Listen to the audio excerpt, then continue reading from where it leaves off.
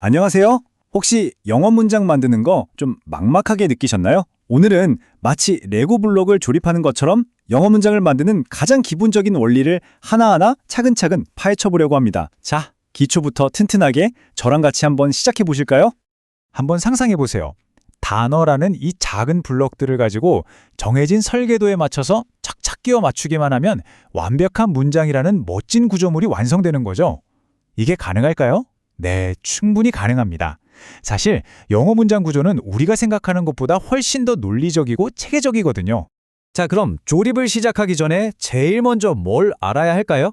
맞아요. 바로 재료죠. 문장을 만드는 가장 기본 재료, 바로 이 단어에 대해서 먼저 알아보겠습니다.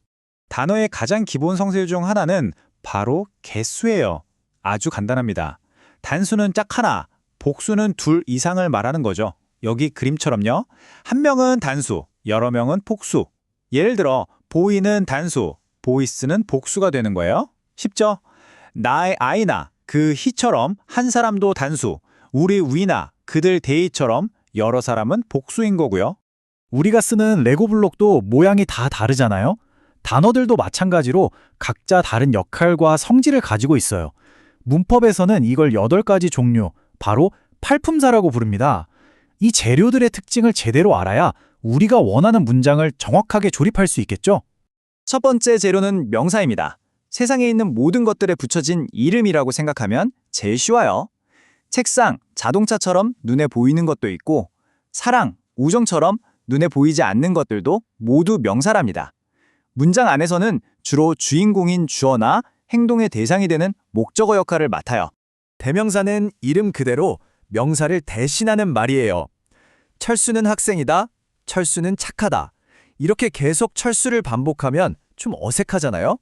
그럴 때 철수는 학생이다, 그는 착하다처럼 그라고 바꿔 말할 수 있는데 이때 쓰이는 그, he가 바로 대명사죠.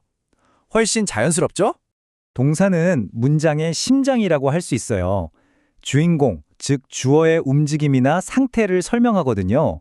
우리말로 해석했을 때 보통 뭐뭐다로 끝나는 말들이 바로 동사입니다.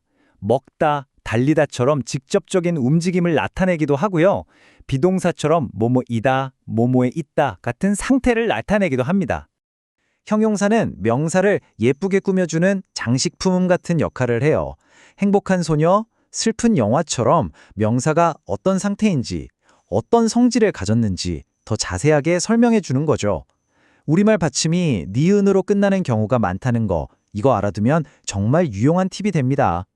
부사는 문장에 맛을 더하는 양념 같은 존재예요. 하는 일이 아주 많아요. 명사 빼고 동사, 형용사, 심지어 다른 부사나 문장 전체를 꾸며주면서 의미를 훨씬 풍부하게 만들어주죠. 매우 행복하다, 늦게 도착했다처럼요. 전치사는 보통 명사 앞에 딱 붙어서 시간이나 장소, 방향 같은 구체적인 정보를 더해주는 역할을 해요. 예를 들면 at the station, 역에서, in the box, 상자 안에 이런 식으로요. 이름 그대로 명사 앞에 위치하는 단어라고 기억하면 쉽습니다.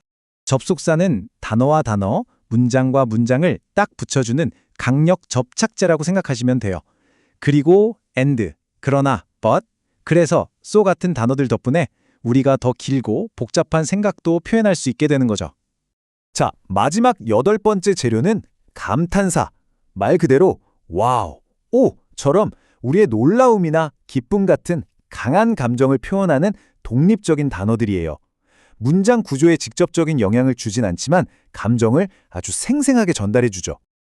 자, 이렇게 8가지 종류의 재료들을 모두 살펴봤습니다. 재료 준비는 이제 끝났어요. 그럼 이제 이 재료들을 가지고 문장의 진짜 뼈대를 세우는 법을 알아볼 차례입니다. 문장의 핵심 성분에는 과연 무엇이 있을까요? 문장의 주인공, 바로 주어입니다. 누가 또는 무엇이 그 행동의 주체인지를 나타내죠. 보통 문장 맨 앞에 오고요. 우리말로 해석할 때 은, 는, 이, 가를 붙여보면 아주 자연스럽게 찾을 수 있어요. 목적어는 동사가 하는 행동의 대상이 되는 말이에요. 예를 들어 나는 사과를 좋아한다 라는 문장에서 좋아한다는 행동의 대상이 바로 사과죠. 이렇게 동사 뒤에 오면서 해석할 때 을, 를 또는 시용에게 가 붙는 말. 그게 바로 목적어입니다. 부어는 이름 그대로 무언가를 보충 설명해주는 말이에요. 예를 들어 she is, 즉 그녀는 이다 라고만 말하면 뭔가 부족하죠. 듣는 사람은 그녀가 뭔데 하고 궁금해할 거예요. 이때 a doctor 라는 말을 붙여주면 주어인 그녀가 누구인지 보충 설명이 되죠. 이렇게 주어를 보충해주면 주격 보어라고 부릅니다. 자, 이제 재료도 알았고 뼈대를 만드는 법도 배웠습니다. 이제 드디어 본격적으로 조립을 할 시간이에요. 놀랍게도 영어의 거의 모든 문장은 딱 5가지의 기본 설계도, 즉 5형식 안에 들어갑니다. 이 설계도만 알면 어떤 문장이든 분석하고 또 직접 만들어낼 수 있게 되는 거죠. 바로 이 5가지가 영어 문장의 기본 설계도입니다. 한번 쭉 보세요. 1형식에서 5형식으로 갈수록 문장이 점점 길어지고 구체적으로 변하는 게 보이시죠? 하지만 모든 형식의 핵심 뼈대는 주어 플러스 동사로 똑같아요. 여기에 어떤 재료를 추가하느냐에 따라서 구조가 달라지는 겁니다. 자, 그럼 1형식부터 하나씩 뜯어볼까요? 가장 단순하고 기본적인 1형식입니다. 주어와 동사, 딱 이 2개만으로도 완벽한 문장이 되는 거예요. The bird sings, 새가 노래한다. 처럼 누가 뭘 하는지만 알려줘도 의미가 충분히 전달되죠. 이 형식은 주어를 보충 설명해주는 주격 보호가 꼭 필요한 구조예요. 예를 들어 she is 라고만 하면 듣는 사람이 그래서 그녀가 어떻다는 거지? 하고 물음표를 띄우겠죠? 여기에 happy라는 보어가 붙어서 she is happy가 되면 비로소 그녀의 상태가 완벽하게 설명되면서 문장이 완성됩니다. 아마 우리가 일상에서 가장 흔하게 쓰는 문장 구조일 거예요. 3형식. 동사의 대상이 되는 목적어가 등장합니다. I like, 많은 좋아한다 라고만 하면 당연히 무엇을 이라는 질문이 따라오겠죠? 바로 그 대상인 apples, 사과를 이라는 목적어가 와야 문장이 비로소 완성되는 겁니다. 4형식은 목적어가 2개나 필요해요. 보통 누구에게 무엇을 주다 같은 수요 동사와 함께 쓰여요. He gave, 그가 주었다 라고 하면 궁금한 게 2가지죠. 첫째, 누구에게, me, 나에게. 둘째, 무엇을, a book, 책을. 이렇게 누구에게에 해당하는 간접 목적어가 먼저, 무엇을에 해당하는 직접 목적어가 나중에 오는 구조입니다. 자, 드디어 마지막 5형식입니다. 여기서는 목적어의 상태를 보충 설명하는 목적격 보어가 등장해요. Music makes me. 음악은 나를 만든다. 여기서 끝나는 게 아니라 나를 어떤 상태로 만드는지, 즉 happy, 행복하게 만든다고 설명해 주는 거죠. 여기서 핵심은 목적어인 나의 상태가 행복하게 되었다는 점이에요.